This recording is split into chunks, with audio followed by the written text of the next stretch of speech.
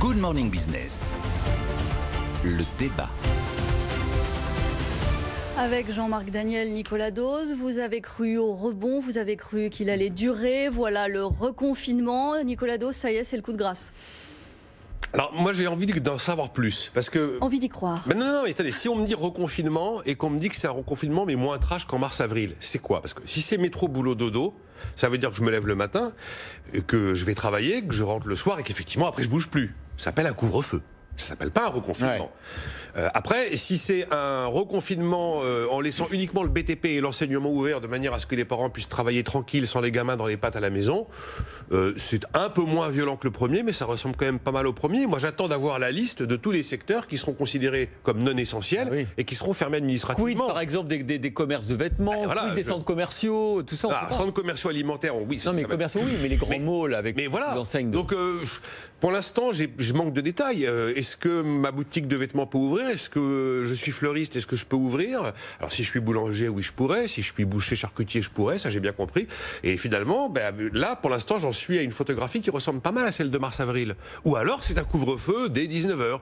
Après effectivement, c'était quand même la pire nouvelle que l'on pouvait imaginer sur le terrain économique. Alors si on fait ça de manière un petit peu moins violente, et encore une fois, moi j'attends de voir les frontières de ce reconfinement, on peut dire, et que ça dure que 4 semaines et pas 8 ou plus, on peut se dire que ce ne sera pas le coup de grâce généralisé de l'économie.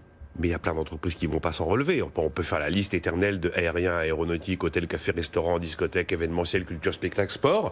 Après, tous les commerces dits non essentiels. Oui, il est évident que la récession sera plus dure. Il est évident qu'on aura plus de faillites. Il est évident qu'on aura plus de chômage. Il est évident qu'on aura un réflexe d'épargne de précaution qui va se renforcer. Donc, ne comptez pas sur un rebond de la consommation pour la fin de l'année. Voilà. Le coup de grâce, je ne sais pas. Très mauvaise nouvelle, à l'évidence. Jean-Marc. Oui, je crois qu'on n'est pas loin du coup de grâce, effectivement. Je pense que la situation est dramatique.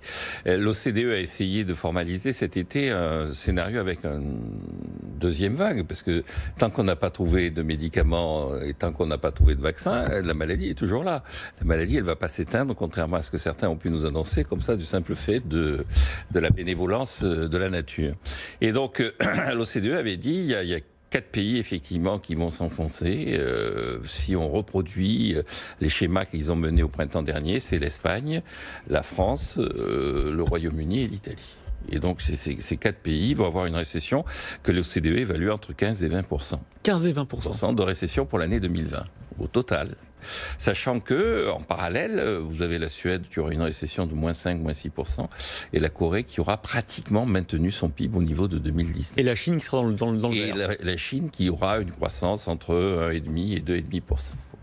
Donc on voit bien que la stratégie qui a été adoptée est une stratégie dans laquelle il y a un choix. Je ne dis pas que elle est bonne ou mauvaise, je pense qu'il y a un choix qui est de sacrifier l'économie. Je pense qu'elle repose, alors en raisonnement économique, sur ce que j'appelle un triangle d'incompatibilité. Il y a des choix à faire et les économistes les résument souvent par des triangles d'incompatibilité. Premier choix, c'est remettre en cause fondamentalement le fonctionnement de l'hôpital, revoir tout ce qui a été décidé précédemment, augmenter considérablement les lits de réanimation, réorienter les services, briser un certain nombre de féodalités. Ça n'a pas été fait cet été, ce choix a été écarté. Il y avait un autre choix, c'est accepter davantage de morts ou essayer de tout faire pour éviter le nombre de morts. Et puis le troisième choix, c'était sacrifier l'économie ou maintenir l'économie. La situation positive, ça aurait été pouvoir conserver l'hôpital tel qu'il est, ne pas avoir de morts et conserver l'économie telle qu'il est. C'est incompatible, c'est impossible. Donc il y avait un endroit où il fallait céder. Et donc cet endroit, c'est l'économie. C'est-à-dire, on garde l'hôpital tel qu'il est, on essaie d'éviter le plus possible le nombre de morts, donc on sacrifie l'économie. Je pense que, alors c'est un choix politique, c'est un choix, je suis pas sûr que nos dirigeants l'assument pleinement. Ce qui m'inquiète par rapport à ça, c'est 2 choses. La première, c'est que effectivement, au fur et à mesure qu'on avance, il y a des phénomènes d'hystérésis, d'irréversibilité. Les entreprises qui vont mourir vont pas réapparaître tout de suite. Je ne sais pas ce qu'on va faire des chrysanthèmes si on est confiné à partir de... Parce que tous les fleuristes qui comptaient faire leur chiffre d'affaires là sur la Toussaint, si on est confiné à partir de demain soir, ils sont morts. Ils sont morts. Ils ont été structurellement organisés pour faire leur chiffre d'affaires sur ce week-end et on va leur annoncer non, c'est fini. Donc je crois qu'il y aura des réversibilités. Et la deuxième chose, c'est cette propension naturelle d'un certain nombre de gens à dire, mais vous savez, on est exceptionnel, on n'est pas comme les Coréens, on n'est pas comme les Suédois, on peut pas... Alors je rappellerai, puisque j'ai toujours pris l'habitude de faire des citations, cette citation célèbre de Keynes à propos de Clémenceau. Il disait, Clémenceau a une grande illusion, c'est la France. Et une très grande désillusion, c'est les Français. Mais ce qu'il n'a pas compris, c'est que l'une ne va pas sans les autres. Et donc passer son temps à dire que les Français ne sont pas à la hauteur de leur gouvernement, de leur pays, de leur histoire, je trouve ça scandaleux. Allez, c'est tonalité positive ce matin. Jean-Marc Daniel, Nicolas Dose.